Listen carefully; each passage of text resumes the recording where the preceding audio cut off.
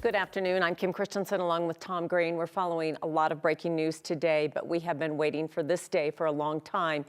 Regarding the death of Elijah McClain, the final person to be sentenced. We'd had 3 police officers charged and 2 paramedics on the night that he died, August 24th. He didn't die that night, but that's the night he was confronted by Aurora police and paramedics.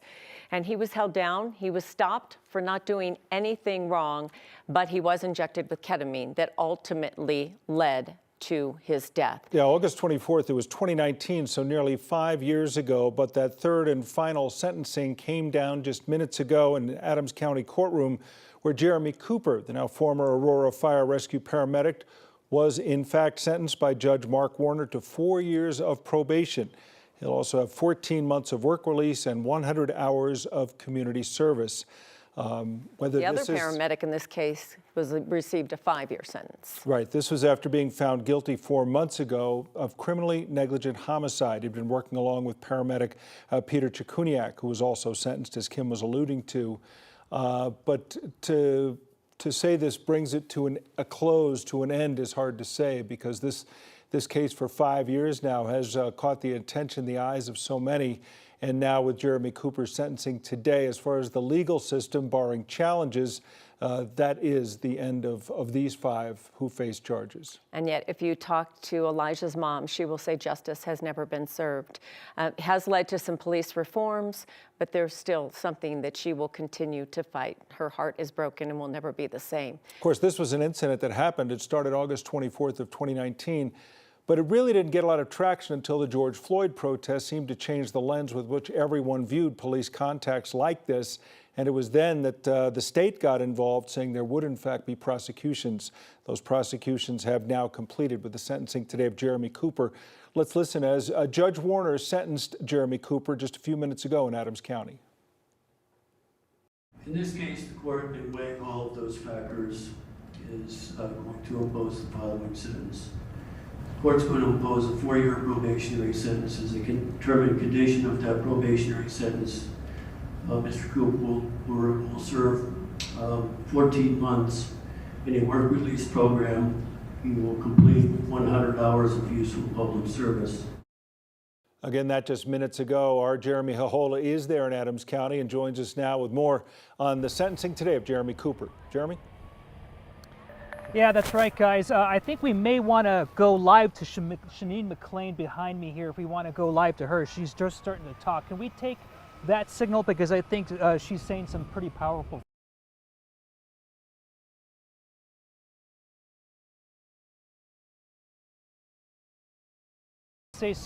pretty powerful things in court today during the sentencing of Jeremy Cooper. She said, quote, in court, Jeremy Cooper was a threat to my son, an accomplice to my son's murder. Eternal shame on you all. They everyone. All failed the they don't care about Aurora. us. Now let's go back to Sheneen McClain. They never did. America's origins are built on racism, slavery, torture, brutality, rape, and an egotistical mindset. They are not better than us. No one is better than us. We have been through too much as a race and as a culture, and we are still here. And we are not going nowhere because you brought us over here. Deal with it. Any questions?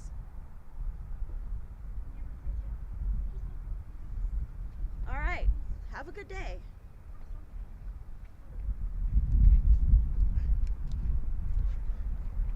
I'm gonna go talk to Nine.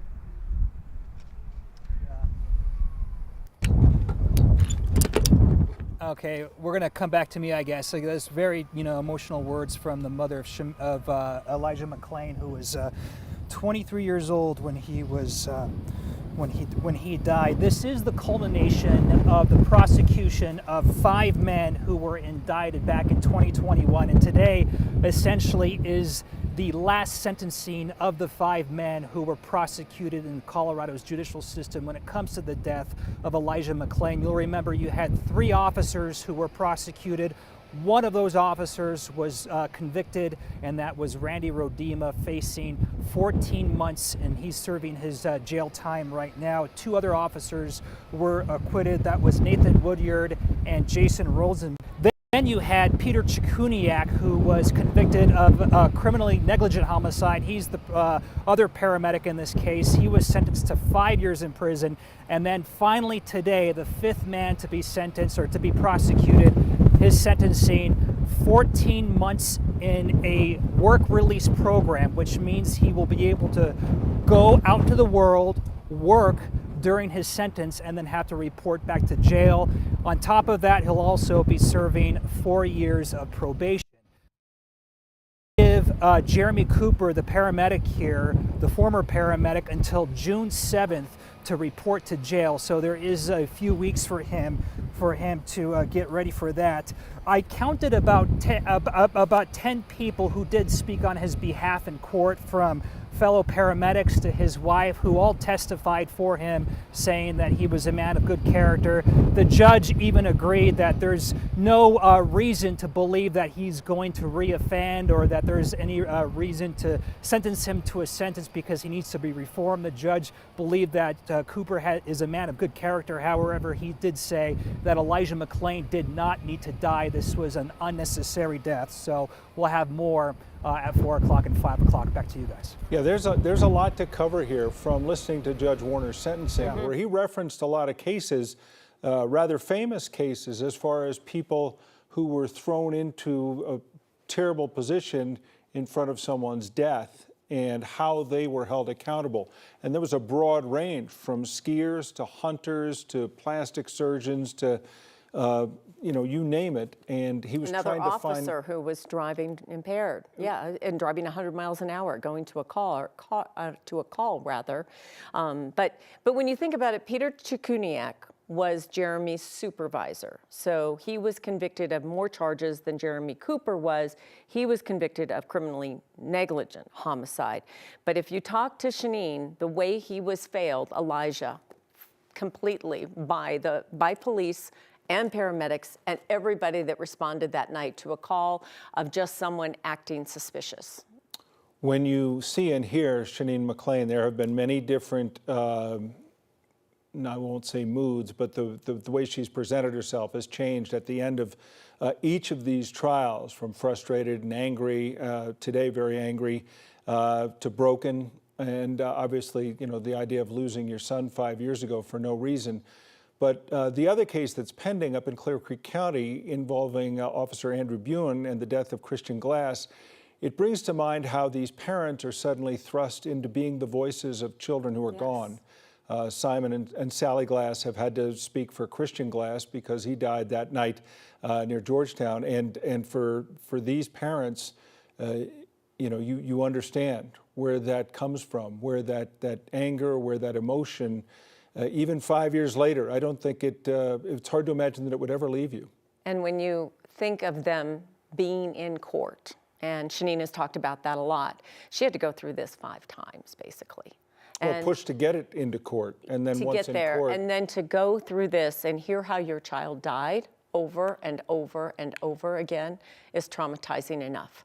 And Sally and Simon Glass doing the same thing. But she's doing it because she has to be his voice, and she knows she is the voice of Elijah. A young man who weighed, close to 140 pounds, who was injected with enough ketamine for a 200-something pound person. So we can't forget Elijah, his violin, and the sweet young man that he was. We are going to take a break, return you to regular programming. Of course, we're coming right back with a very busy news day in just a few minutes at 4 o'clock at 9 News. We'll see you then.